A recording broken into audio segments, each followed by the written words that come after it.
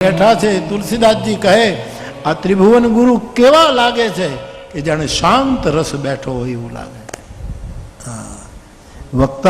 વક્તાની પાસે નવે નવ રસ હોવા જોઈએ. એની પાસે હાસ્ય રસ હોવો જોઈએ જેમાં મર્યાદા તૂટતી ન હોય. એની પાસે શૃંગાર રસ પણ હોવો જોઈએ કે ઘડીક વાર કાલિદાસને ઊભા રહી જવું પડે એવો શૃંગાર રસ હોવો જોઈએ. એની પાસે કરુણ રસ હોવો જોઈએ. એની પાસે વીર રસ એવો જોઈએ. રાવણનું બધાનું યુદ્ધ થાય ત્યારે કથાકાર વીર રસમાં હોવો જોઈએ. આવ્યો અને રાવણને મારી નાખ્યો ને એમ ન હાલે તો રસ તૂટી ગયો. આવ્યો અને ઉડાડી મૂક્યો એમ ન હોય. પણ રાવણ આવે ત્યારે વીર રસ હોવો જોઈએ.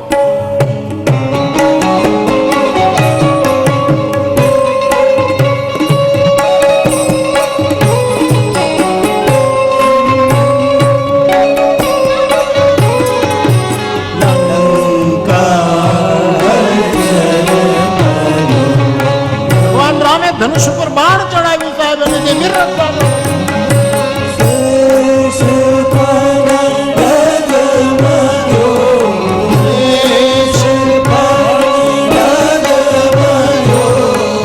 ધનુષ બાણ લીધું એટલે શેષ નારાયણ ની ફેણો હલવા લાગી. ફેણો હલવા લાગી એટલે એના ઉપર પૃથ્વી હતી એમ ફરવા લાગી. બ્રહ્માંડ હમણાં તૂટી જશે એવી થઈ ત્યારે રામે બાણ પછી દાંડિયા રસ નથી લેવાના. આ તો યુદ્ધ છે ત્યાં વીર રસ જ હોય.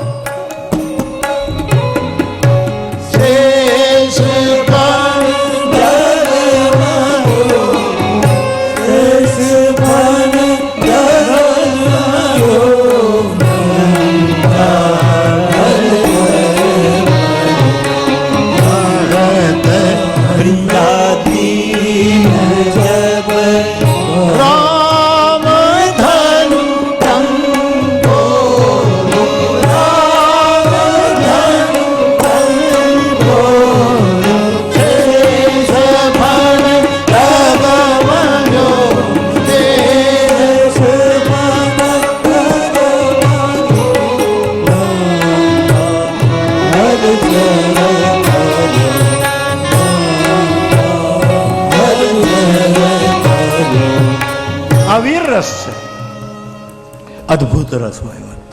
એવી વાત મળે તમારા આપણા મોઢા ફાટ્યા રહે. ઓહો ઓહો આ ક્યાંથી આવ્યું? અદભુત અદભુત રસ હોય. આને ભયાનક રસ હોય. એવી ભીષણતા શંકરના લગ્નમાં ભયાનક રસ કેટલો કેટલો આવ્યો છે. તનું છાર બ્યાલ કપાલ આ બધા ભયાનક રસના દ્રષ્ટાંત છે. હાસ્ય રસ, ભયાનક, વીર રસ, અદભુત રસ, કરુણ રસ, શૃંગાર રસ, એક બીભત્સ રસ.